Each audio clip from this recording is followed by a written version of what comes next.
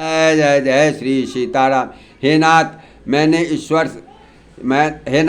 मैंने शिव जी से ऐसा सुना है कि महाप्रलय में भी आपका नाश नहीं होता और ईश्वर कभी मिथ्या वचन नहीं कहते। वह भी मेरे मन में संदेह है, क्योंकि हे नाथ, नाग, मनुष्य, देवता आदि चर अचर जीव तथा सारा जगत काल का कलेवा है। असंख्य ब्रह्मांडों का नाश करने वाला काल सदा बड़ा ही अनिवार्य है। वह अत्यंत भयंकर काल आपको नहीं व्यापता, आप पर प्रभाव नहीं दिखाता। इसका क्या कारण है?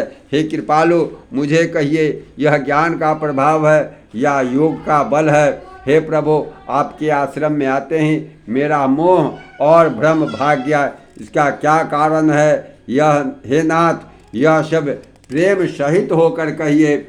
हे उमा, गरुड़ जी की वाणी सुनकर काकभूषुंड जी हर्षित हुए और परम प्रेम से बोले, हे सर्पों के शत्रु, आपकी बुद्धि धन्य है आपके प्रश्न मुझे बहुत ही प्यारे लगे। आपके प्रेम युक्त वचन, सुंदर प्रश्न सुनकर मुझे अपने बहुत जन्मों की याद आ गई।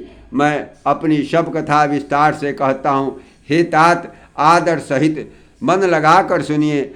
अनेक विवेक, जप, तप, यज्ञ, सम, मन को रोकने वाला दम, इंद्रियों को रोकना, व्रत, दान, वैराग्य, विवेक, योग, विज्ञान आदि सब फल रघुनाथ जी के चरणों में प्रेम होना है। इसके बिना कोई कल्याण नहीं पा सकता। मैंने इसी शरीर से भगवान श्री राम जी की भक्ति प्राप्त की है। इसी से इस पर मेरी ममता अधिक है। जिससे अपना सब कुछ स्वार्थ होता है, उस पर सभी कोई प्रेम करते हैं। हे गरुड़ जी, वेदों